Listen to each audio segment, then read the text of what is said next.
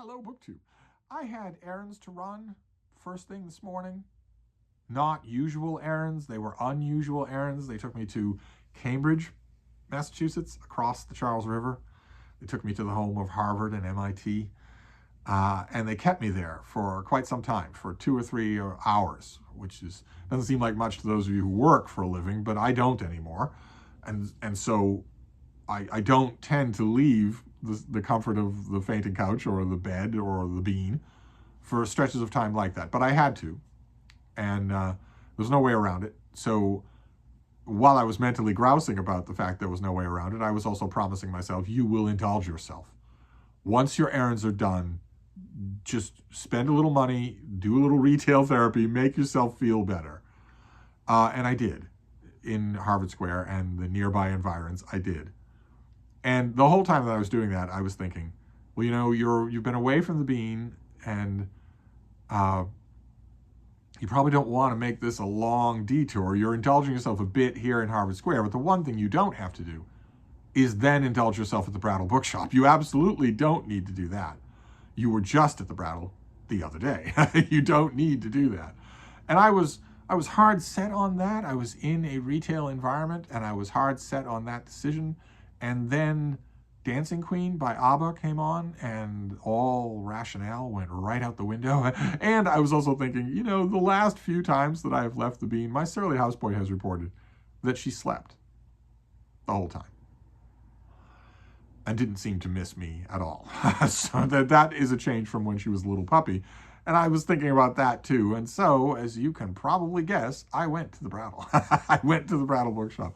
The way, it'd be difficult to describe in a video, but the way Boston's subway lines are set up, I would have been walking almost right past the Brattle anyway. That's the rationale that I tell myself anyway. So I went, and I have some books to show you in a Brattle book haul that I want to dedicate to a little tyke named Jack. Because he was fond of the Brattle when he was a boy. These were a weird admixture of things. I don't know what I'm going to think about any of these things. The first one is a Library of America volume. Library of America is great. They are sewn binding, acid-free pages. They're a merciful absence of editorial bloviating. And they come in two different forms. If you used to watch, Mark Richardson's channel, you might remember this, or if you're a fan of Library of America. If the commercially issued Library of America volumes that they do, a few volumes every year, come in the normal livery of the black dust jacket with a dividing line banner, or a thin dividing line banner around the front, the back, and the flaps of red, white, and blue. And the cover is in black with a picture of the author and the title in white.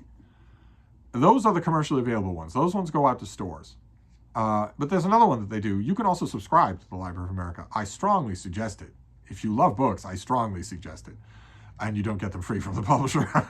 So a subscription to the Library of America will almost never let you down. And the books are going to last forever. They're not going to yellow. They're not going to get brittle. They're not going to break or anything like that.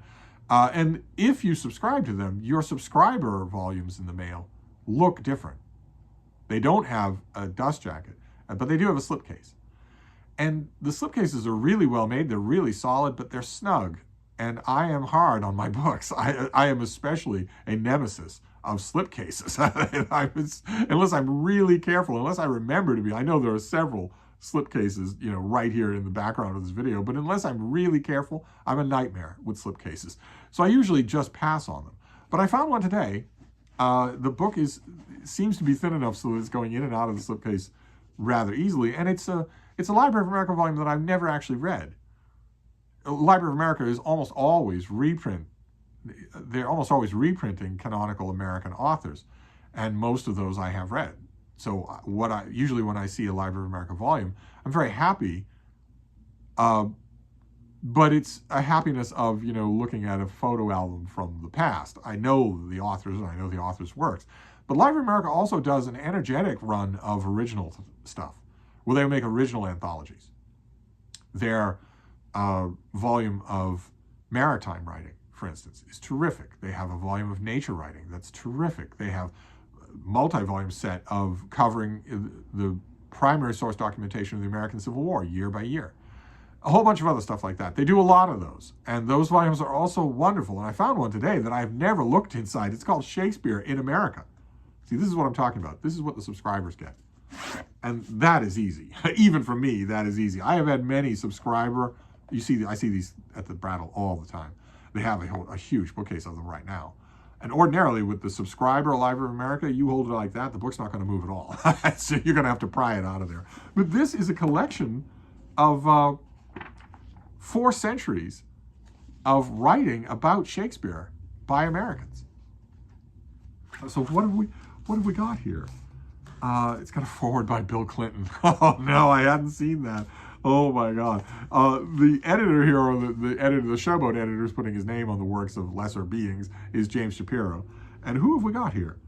John Adams, Washington Irving, John Quincy Adams, Edgar Allan Poe. Lots of famous names here. Ralph Waldo Emerson, Herman Melville, Nathaniel Hawthorne, Emily Dickinson, Abraham Lincoln, Mark Twain, Oliver Wendell Holmes, John Wilkes Booth. Fantastic. I know there are going to be things in here that I've never read. And there are going to be things in here that I have read, but not in collected company like this. You know, this is the company that they belong in. And the slipcase is not giving me all that much trouble. So that was a great find. Then this next one is a quality of the Brattle that I talk about all the time. The Brattle will often give me second chances to reread things that I have already read and have maybe been thinking about. Maybe I've been thinking about them and wish that I hadn't got rid of them. Because with new releases, if I didn't have a steady pattern of getting rid of new releases, I would be buried in them in very little time. So that has to be a revolving door.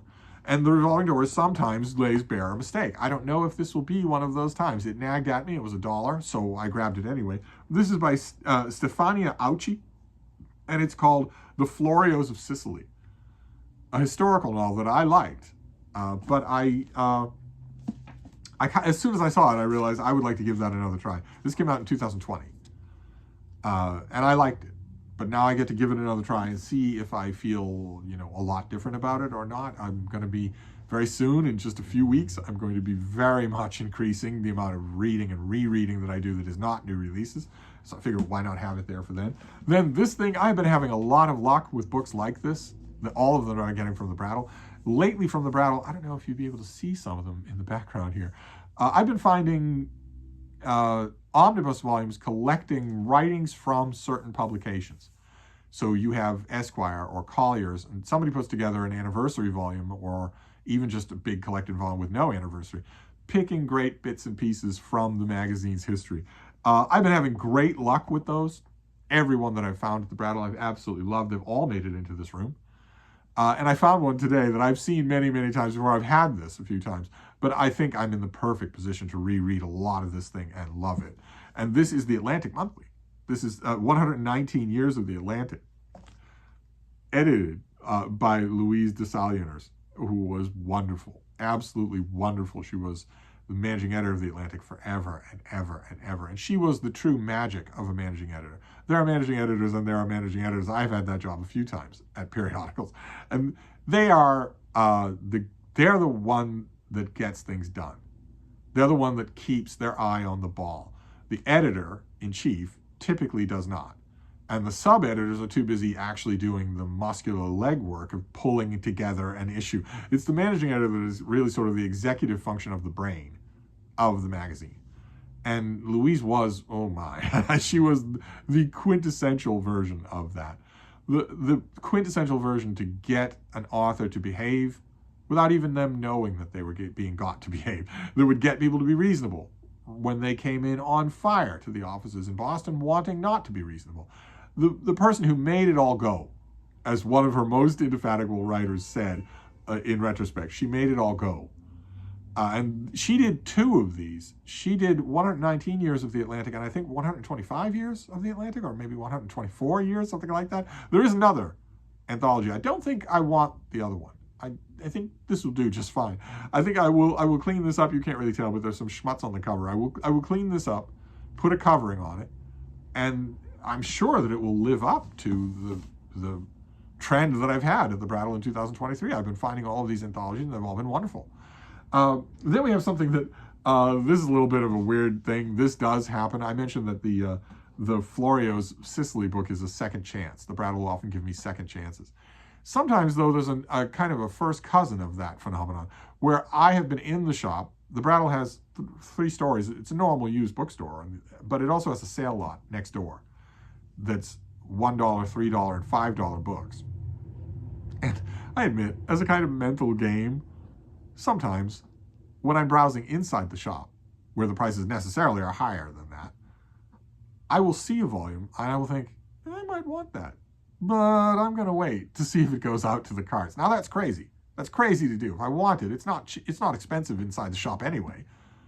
And every book person in the city is going to be looking at it on those shelves.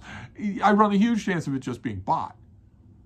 Nevertheless, there are a handful of books in the shop where I looked at it and thought, I want to see if that goes out into the sale lot. And one of them did.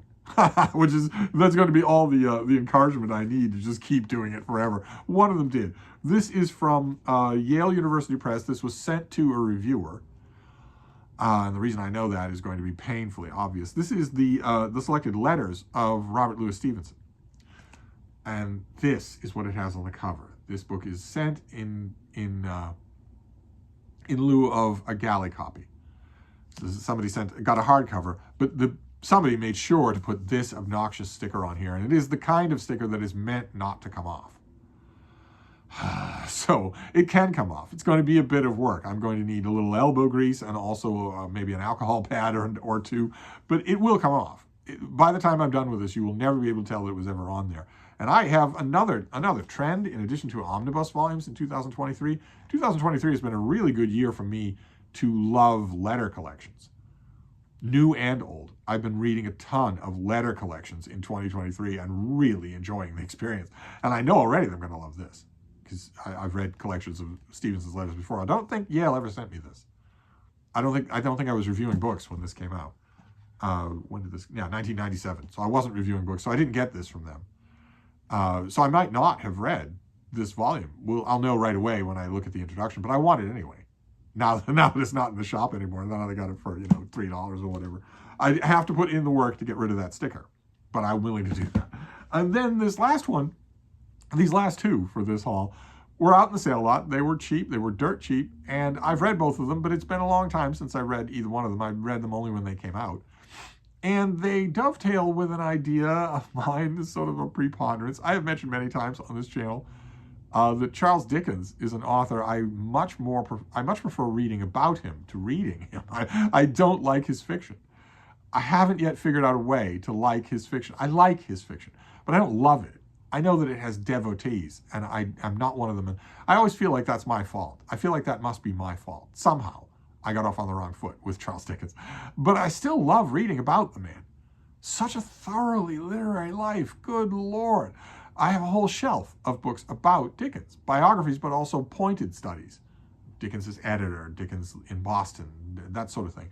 And in the sale lot, I found 2 full-length big biographies of Dickens. I have 2 of those. I have a shorter biography by George Gissing, the author of The Odd Women, but I also have 2 much bigger ones. Including Peter Ackroyd's biography of Dickens that I can't help but think is the best one. But I found 2 that are well known. I think I got at least one of these from the publisher. This one, Michael Slater's book on Dickens. I'm pretty sure that Yale sent me this. Let's check and see. You'll be able to tell. 2009, yeah, they did. Yale sent me this. So we weren't talking to each other, but they sent me this. They sent me the galley copy, and then they sent the finished copy. And I don't think I read it more than once, and I remember liking it, and there it was. I wasn't going to pass it up, especially in conjunction with a far more famous Dickens biography, which is by Claire Tomlin, with this lovely spine design there. That is just wonderful. I read this as well. This came out later than 2011. I read this as well, and, I don't recall either one of them being as good as Peter Ackroyd's book. I don't think I've read a Dickens biography that was as good as Ackroyd's book, but they were different. I remember them being very different from each other. And maybe this means that I should just do a whole lot of reading about Dickens. Maybe, didn't Yale make a gigantic, like 1,000-page volume of the letters of Charles Dickens once upon a time in like the 70s? Don't I remember there being, it wasn't Yale, don't I remember there being a huge volume of the letters of Charles Dickens? Maybe that would dovetail completely, the life of Dickens and also his letters. But I got these two, when the sale lot shows you a theme, it's in your best interest to pay attention to that theme, so I did. So we'll see. I don't think that I will get sick of reading about Dickens. I really enjoy reading about him. Just seems to epitomize the literary life of his time, which is the greatest literary life of any period in American history and in human history. So we have two Dickens biographies, Claire Tomlin and Michael Slater. We have the selected letters of Robert Louis Stevenson, which I will get that sticker off there. I will be a distant memory by tonight. Then 119 years of the Atlantic. This is going to be wonderful. It's going to bear the marks of a great editor. The Florios of Sicily. We'll see. It's just a total gamble. It was dirt cheap. And a Library of America volume of writing about Shakespeare from America, from centuries of America. What fun that will be. And I felt wonderful. I felt compensated when I was done with this totally unnecessary trip to the Brattle, which came on top of self-indulgences in Cambridge that were also totally unnecessary because the bad parts of my errands never happened. My errands were perfectly functional. They were perfectly pleasant. Doesn't matter. Once you get your heart set on indulging yourself, you tend to do it, and I did. But I'm not going back to the Brattle for quite some time. So I am going to indulge the bean now by sticking with her for a while. But anyway, that was my Brattle haul. I ended up just getting a stack of stuff today, even though I didn't need it. But it was wonderful. It was chilly, but it was wonderful. So I'll wrap this up for now, and I'll be back. Thank you, BookTube.